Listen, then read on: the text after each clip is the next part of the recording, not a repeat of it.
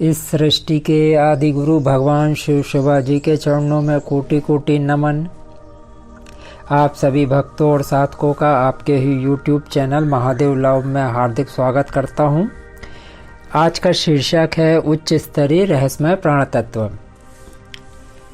आज मैं आप सभी को ये प्राण तत्व क्या होता है और प्राणवायु क्या होती है, इन दोनों में क्या अंतर है, इसके बारे में बता रहा। प्राणवायु और प्राण तत्व में अंतर होता है।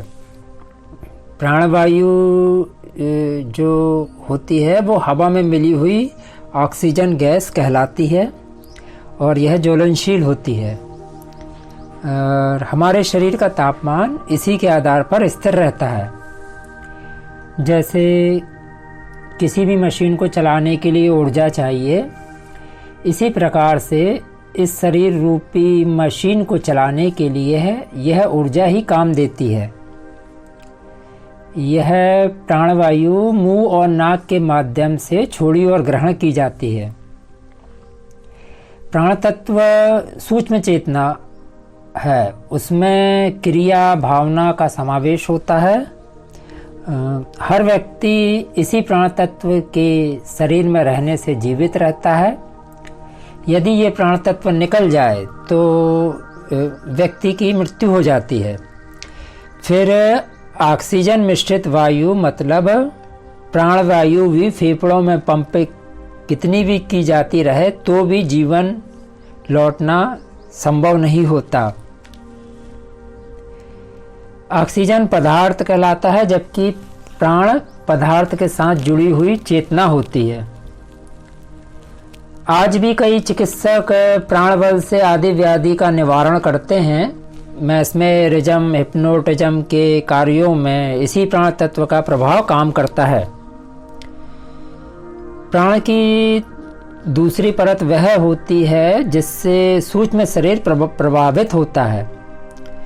सूक्ष्म शरीर मतलब चिंतन, विवेचन एवं सूझबूझ का संस्थान। प्राण की तीसरी परत भावना स्तर की होती है। यह कारण शरीर में सन्निहित रहती है और इसका केंद्र हृदय होता है। इस निखिल अंतरिक्ष में ग्रह नक्षत्रों की तरह दिवंगत आत्माएं भी सूक्ष्म शरीर से प्रेत पितर के रूप में भ्रमण करती रहती हैं तथा समाधि स्थिति में सोई रहती हैं। कारण शरीर जो है वो भावनाओं का केंद्र है।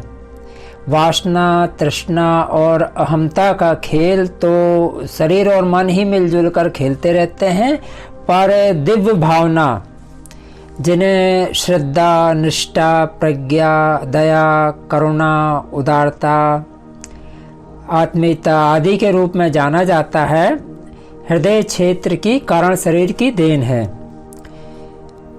स्थूल शरीर का काया को प्रभावित करने वाला और सूक्ष्म शरीर का मन को प्रभावित करने वाला प्राण रोज की दिनचर्या में अभ्यास का उपयोग करने से कर्तलगत होता जाता है साधक को। इसके लिए प्राणाकर्षण जैसी सामान्य ध्यान धारणाएं साधक को बहुत हेल्प करती हैं।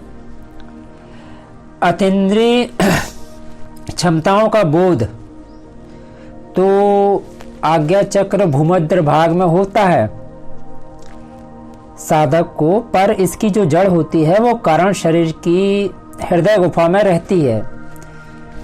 इसके लिए प्राणायाम भी साधक को उच्च स्तरीय करने पड़ते हैं। उनमें सर्वसुलभ जो साधना है वो सोहम साधना है।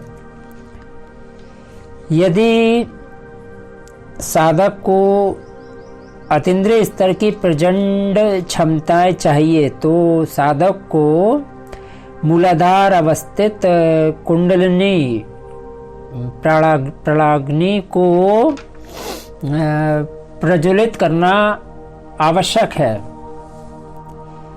अतीन्द्रिय क्षमताओं के अंतर्गत साधक को जो विशिष्ट शक्तियां प्राप्त होती हैं वो होती हैं दूरदर्शन, दूरश्रवण, विचार संचालन, प्राण प्रहार, परकाया प्रवेश जैसी सिद्धियां